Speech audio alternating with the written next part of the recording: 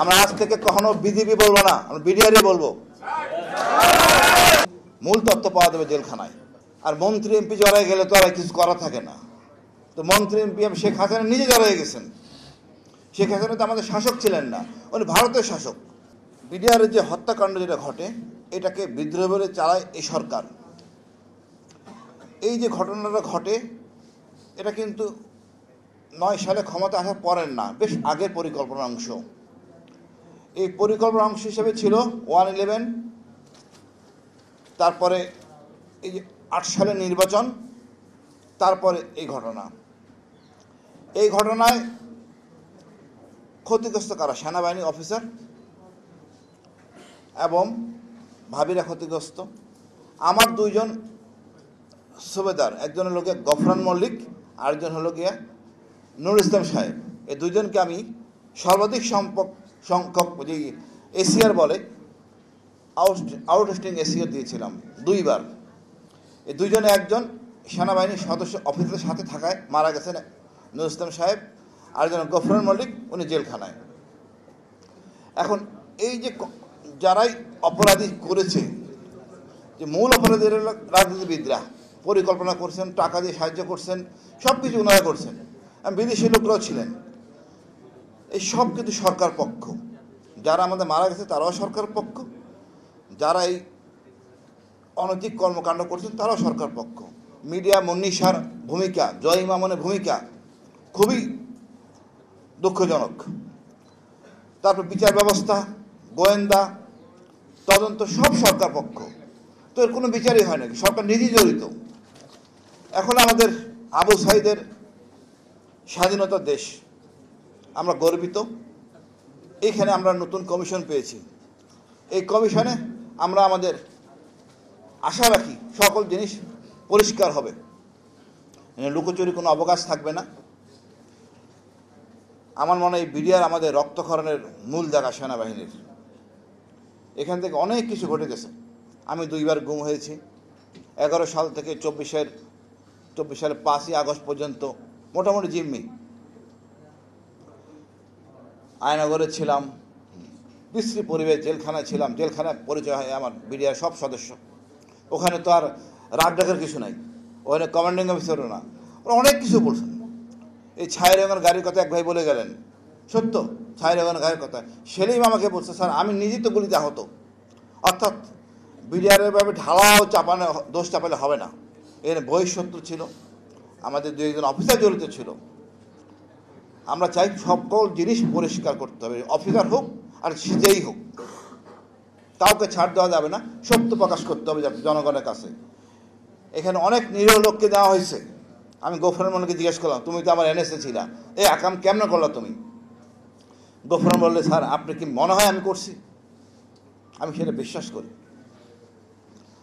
অনেকে অতি উৎসাহে, অনেকে না বুঝে। আর মন্ত্রী এমপি জড়াই গেলে তো আর কিছু করা থাকে না। তো মন্ত্রী এমপি শেখ হাসিনা নিজে জড়াই গেছেন। শেখ হাসিনা তো আমাদের শাসক ছিলেন না, উনি ভারতের শাসক। ভারতের গভর্নর হয়ে আমাদের শাসন করছেন। ওনার কাছে সার্বভৌমত্ব কোনো মূল্য নাই, উনি ভারতের সার্বভৌমত্ব দেখছেন। আমার দুর্ভাগ্য যে অনৈতিক একটা মহিলা আমাদেরকে এতদিন শাসন করছেন। সেইখানে বিডিআর সৈনিকরা যা বিডিআর জেলখানায় আমাকে বলছেন তা খুবই লোমহর্ষপূর্ণ। এত তথ্য আমাকে যখন বলতেছে, আমি বললাম যে ভাই আমারে বলো না, আমি তো বিএনপি করি না, পিন্টু ভাইরে বলো। পিন্টু ভাইকে বলার পর পিন্টু ভাই মারা গেল। আর এটাই বাস্তব। তা আমরা মনে করি সত্য প্রকাশিত হবে। এই কমিশন জেলে যে সৎ উদ্দেশ্যে যারা বন্দী আছে তাদের থেকে রাজসাক্ষীর মতো করে, এটা আমাদের দেশ, আমাদের মতো করে আমরা করবো বিচার ব্যবস্থা। সমস্যাটা কি? আমি দরকার 50 জনকে মাফ করে দিব, 100 জনকে মাফ করে দিব। অনেক তো দণ্ড হয়েছে, কিন্তু সত্য আমরা জানতে চাই। সত্যটা আসুক। আমরা আওয়ামী লীগকে ভালো করে চিনবো। এটা অভিশপ্ত লীগ। অভিশপ্ত লীগ তার জন্ম থেকে এরকম।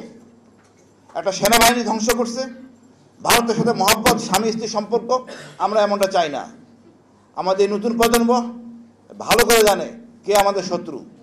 আমাদের অনেকে হয়তো বুদ্ধিজীবী বা রাজনীতিবিদরা ভারতকে তোষামোদী করেন।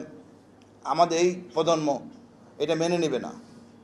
আমরা চাই ভারতের আধিপত্যমুক্ত বাংলাদেশ। আমরা নিজের পয়সায় খাই, কারো দানে আমরা চলি না। আমাদের আছে দক্ষ শ্রমিক, দক্ষ সেনাবাহিনী, দক্ষ বিডিআর। আমরা আজ থেকে কখনো বিজিবি বলবো না, আমরা বিডিআরই বলবো।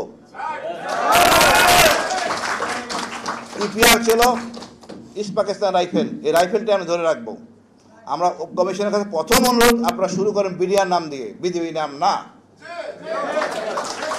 আমি নিজে কর্নেল হাসিন, আমি 3টা খেতাবে ভূষিত, সর্বাধিক সংখ্যক যুদ্ধ আমার। আমি বেসিক্যালি যুদ্ধবাজ অফিসার। আমি নিজে সার্টিফাই করতেছি বিডিআর কত শক্তিশালী বাহিনী। এটা আপনারা হয়তো নিজেরা বুঝবেন না, আমি জানি। আমি মনে করি আমাদের সকল বিষয় কাভার আপ হয়েছে। তো তথ্যের জন্য আমরা সবার তথ্য নিব, বাট আমি মনে করি মূল তথ্য পাওয়া যাবে জেলখানায়। তা আমরা আশ্রয় নেই, অনেক দিন হয়েছে। এটা আমাদের ভুল বুঝাবুঝি। কারণ রাষ্ট্রের নায়ক যদি অসৎ হয়, শেখ হাসিনা যদি জড়িত থাকে, আমি সাধারণ নিয়ম মাফ করতেই পারি, বাট মূল জিনিসটা জানা দরকার। আমরা ভারতকে ভালো করে চিনি, কত বড় শত্রু, কত বড় জালিম। আমরা আমাদের বুদ্ধিজীবীরা কারণ ছাড়া আমাদের ভয় দেখান, ভারত এই আক্রমণ করবে, সে আক্রমণ করবেন।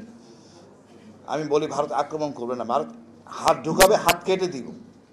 আমাদের ভারত ঢুকলেও যেতে পারবে না ইনশাল্লাহ, কাবাব বানিয়ে খেয়ে ফেলবো। তো ভারত নিয়ে ভাবার কিছু নাই, ভারতকে ভয় পাওয়ার কিছু নাই। আমরা এক জাতির এক দেশ, 2% আমাদের অন্য জাতি, বাট আমাদের অলংকার, গর্ব। আমরা সবাইকে নিয়ে সংগঠিত। আমরা ভারতকে চিনতে পারছি এই আন্দোলনের মাধ্যমে। আমরা শেখ হাসিনাকে হারাই নাই, ভারতকে হারিয়েছি। এটা গর্বের জায়গা, এই গর্বটা ধরে রাখতে হবে। আমরা সকল জিনিস লুকোচুরি কিছু নাই, আমি দোষ করলে প্রকাশিত হবে। সুতরাং সেনাপ্রধানকে বলবো আগায় আসবেন, গর্বের সামনে গর্বের জায়গায় নেবেন। বর্তমান বিজেপি যে ভুল ত্রুটি করে থাকে এই আন্দোলনে, সকল কিছু আমরা আইনের মাধ্যমে নিষ্পত্তি করব। আমরা সুন্দর বাংলাদেশ দেখতে চাই, গর্বের বাংলাদেশ দেখতে চাই, স্বাধীন সার্বভৌম বাংলাদেশ দেখতে চাই। ভারতের আধিপত্য মুক্ত থেকে আমরা বেরিয়ে আসতে চাই। আমি এমন রাজনীতিবিদ চাই না ভারতকে তোষামতি করে চলবে, হোক সে বিএনপি, বাট কোনো ছাড় নাই। ভারতকে বাদ দিয়ে আপনাকে রাজনীতি করতে হবে। আর আওয়ামী লীগকে রাজনীতি করতে হলে বিচারের পর, এর আগে না। ধন্যবাদ সবাইকে।